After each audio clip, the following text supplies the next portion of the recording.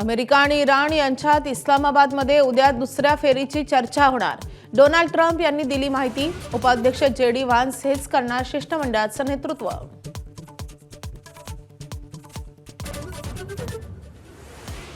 America आणि इराणमधील पुन्हा चर्चेच्या शक्यतेपूर्वीच तणाव वाढला। हॉर्मुझच्या समुद्रधुनीत अमेरिकेकडून इराणचं जहाज जप्त। अमेरिकेला प्रत्युत्तर देणार इराणची भूमिका। अमेरिकेच्या ल्युसियानामध्ये गोळीबारात 8 मुलांचा मृत्यू। मरण पावलेली मुलं 1 ते 14 वयोगटातली। पोलिसांच्या प्रत्युत्तरामध्ये हल्लेखोर ठार। घरगुती कारणातून वाद झाल्यानंतर गोळीबार।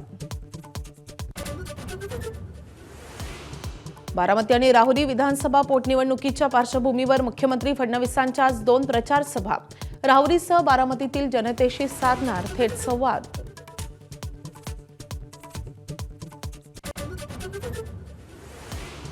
साताऱ्यातील झेडपी वादानंतर उपमुख्यमंत्री एकनाथ शिंदेंची आज साताऱ्यात पहिली जाहीर सभा। सभेसाठी केलेल्या बॅनरबाजीत आमदार महेश शिंदेंचा फोटो नसल्यानं राजकीय चर्चांना उधाण।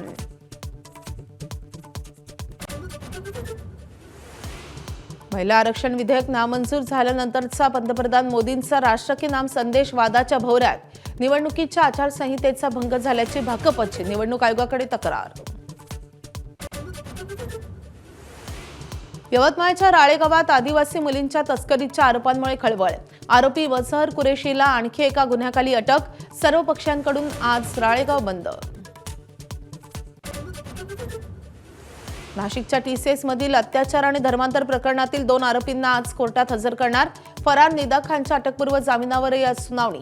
तर राष्ट्रीय महिला आयोगाच्या चौकशीचा आजचा 3रा दिवस। मुंबईच्या पाणीसाठ्यावर ताण। राखीव साठा न मिळाल्यास पाणी कपातीची शक्यता।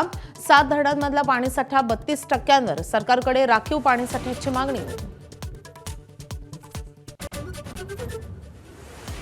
तमिळनाडूमध्ये फटाक्यांच्या कारखान्यात स्फोट होऊन 23 जणांचा मृत्यू।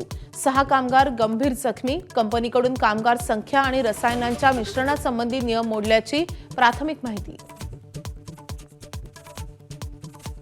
Headlines brought to you by चितळेंची बाकरवडी। एकदम खास, कारण चवीला भारी आणि पाम ऑइल अजिबात नाही। एबीपी माझा, उघडा डोळे बघा नीट।